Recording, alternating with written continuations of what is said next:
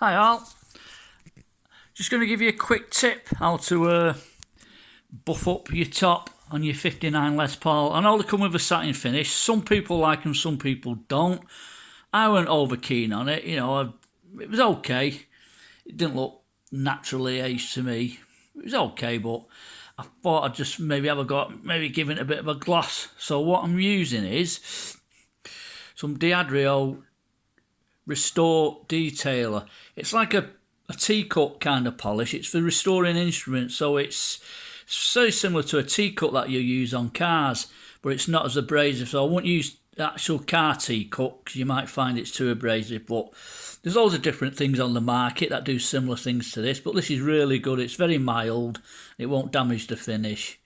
Well, that's Diadrio Restore Detailer. So what you do, what I've been doing, put a little bit of the stuff on, either direct on or directly onto the guitar, or you can just put it on your cloth. I just put it onto the guitar.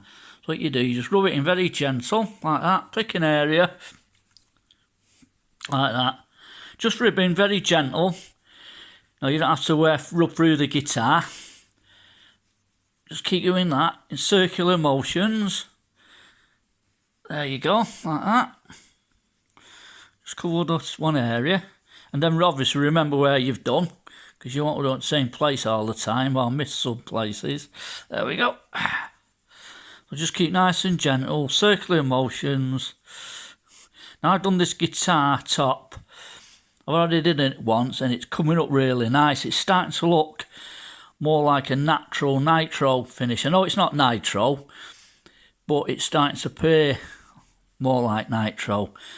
And what I'm finding is this poly top or polyurethane finish, it's quite soft, so if you scratch it, don't worry, because if you just go over it again, it'll buff out the scratches.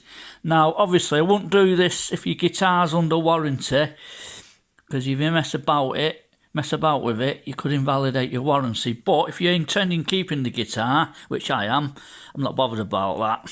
I won't be sending it back, there's nothing wrong with it, and I'm going to keep it. So I'm going to modify it up a bit. Here we go, keep rubbing it in.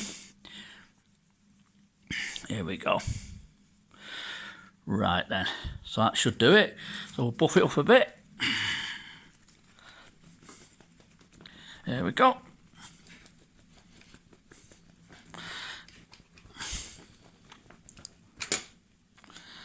There we go.